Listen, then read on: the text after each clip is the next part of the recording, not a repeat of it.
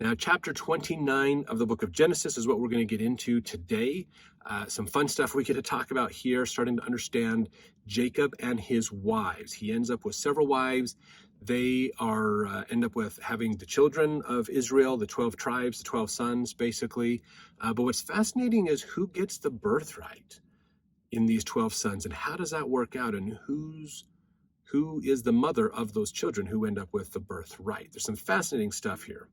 So if you haven't noticed as well, with Isaac and Ishmael, there's kind of a duplicate system, and we've seen this sometimes in the past, where there is a system of the righteous and a wicked. They're somewhat similar in how they structure themselves. One has the priesthood, the authority to act in the name of God, and one does not. We saw this with Jacob and Esau as well. Jacob got the blessings, but Esau was a parallel analogy, kind of similar thing with Jacob. So some fascinating ideas of how some of this dualism happens through the scriptures. It's a good reminder for us too to realize that God and Satan both have plans, both have activities, both have things going, both look very similar, but have very different outcomes.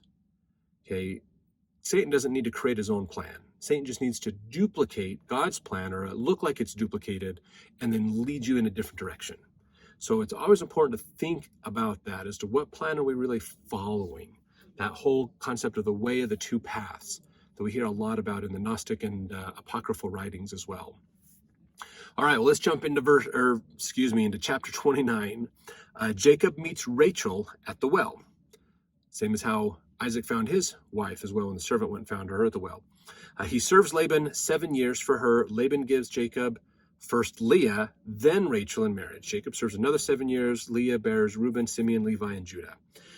So really wild stuff that's going on here. Realize too, there's something important to understand. Section 132 of the Doctrine and Covenants is a section about celestial marriage, about this eternal marriage, and why some people were polygamists like Jacob. So read section 132 to gain a little bit more insight into this period with Abraham and Jacob, because they are mentioned in section 132. So all right, verse 1, then Jacob went on his journey and came into the land of the people of the east. And he looked, and behold, a well in the field, and lo, there were 3 flocks of sheep lying by it. For out of that well they watered the flocks, and a great stone was upon the well's mouth. So they were there, they used that well to water their flocks, but there's a stone covering the well, or the well's mouth, or the opening, basically. So in verse 3, and thither were all the flocks gathered, and they rolled up the stone from the well's mouth, and watered the sheep, and put the stone again upon the well's mouth in his place. So this is a really interesting description of what's going on. They have a well that has basically they put a big stone on it, so not just anybody can use that well. Only you have to roll that stone back to get in there. Maybe that's because they want to keep it pure and not have it contaminated, like an animal falling down in the well. That could be possible of why they've done it that way. Maybe it's to try to keep people out. I'm assuming it's taking more than one person to move this stone from the mouth of that well. So there's a good chance there it's used for a little bit of security. You've got to have a group to get access to that well, not just a single person out there. And then Jacob, he approaches these people and he says, my brethren, whence be ye? And they said, of Haran are we. So they're from the area that he's heading to.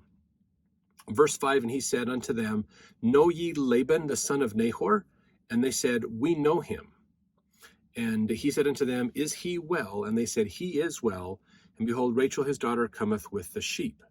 And he said, lo, it is yet high day, noontime, neither is it time that the cattle should be gathered together. Water ye the sheep, and go and feed them.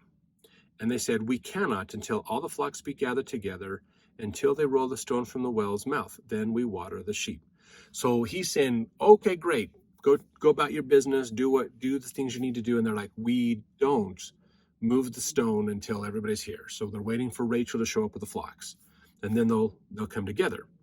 Verse 9, we have in here, and while he yet spake with them, Rachel came with her father's sheep, for she kept them.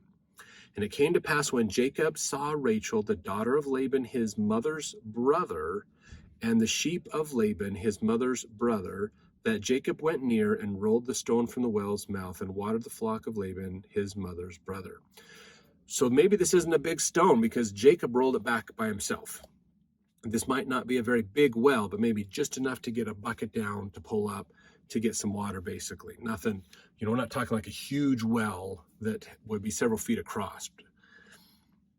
Just by the fact that they have a big stone to put over the mouth of it, it's probably not that big of a well, and one person can move that stone.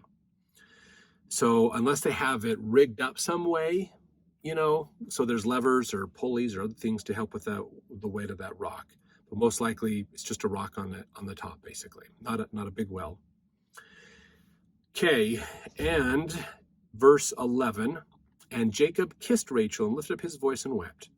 And Jacob told Rachel that he was her father's brother and that he was Rebekah's son, and she ran and told her father. So he's like, I'm your cousin.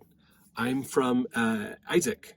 And she's like, oh, cool, so wonderful. We've been, wondering to hear how you got, because they didn't have the internet or, even the mail service to get back and forth. And so he's probably taken quite a while, days, if not a week, to get the distance he's had to journey to get to there.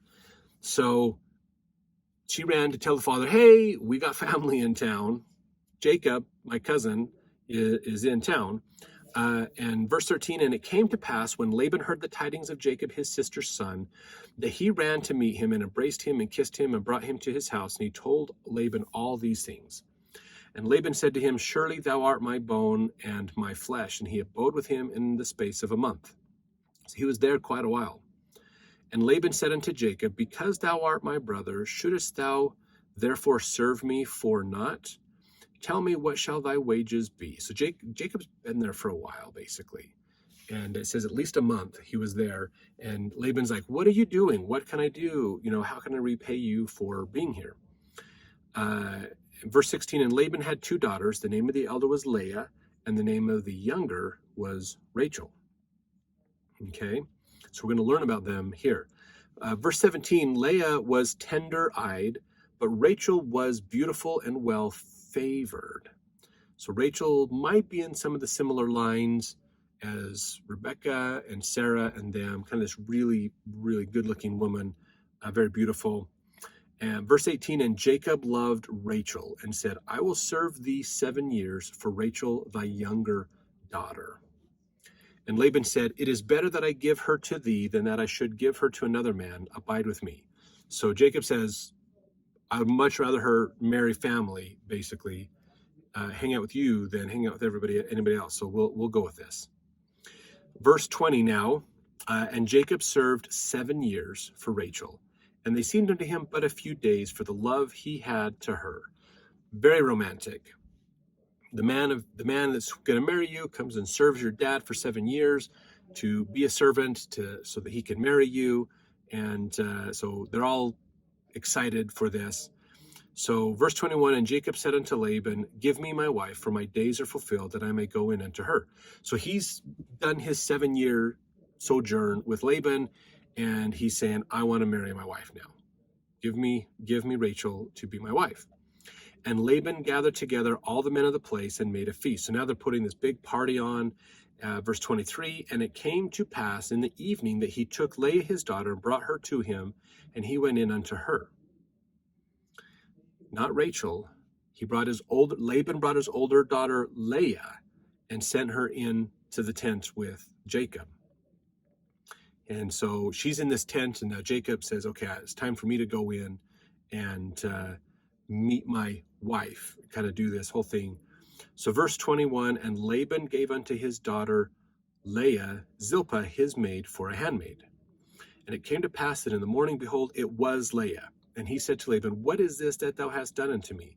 Did not I serve with thee for Rachel? Wherefore then hast thou beguiled me?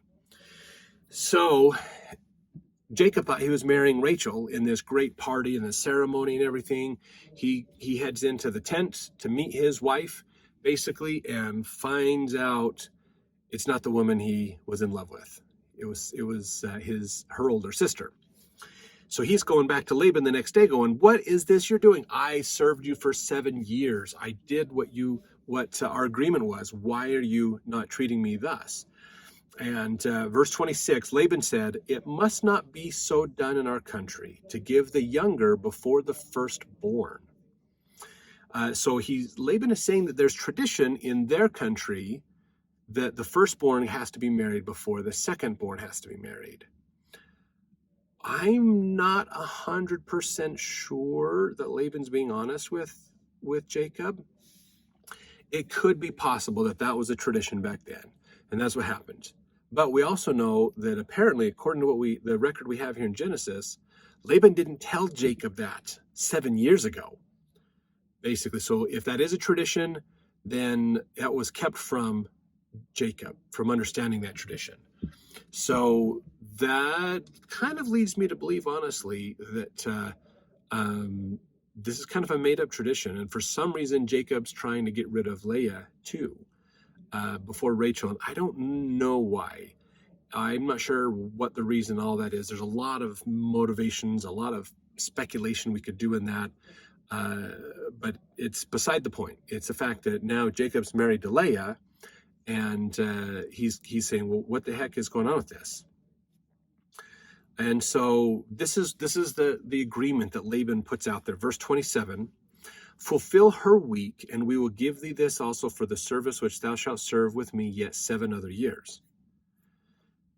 So he says, take care of her. You do the whole honeymoon marriage thing for the week. That's the rest of the marriage ceremony.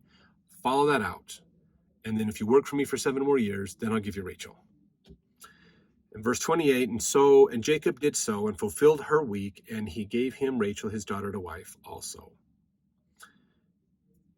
So it eventually worked out. Now, verse 29, and Laban gave to Rachel his daughter Bilhah, his handmaid, to be her maid. And incidentally, Bilhah is in the Bible dictionary. You can look it up to learn more. And he went in also unto Rachel, and he loved also Rachel more than Leah, and served with him yet 7 other years. So here's what's interesting about this. In verse 30, Jacob got to marry Rachel before he had to serve the second 7 years.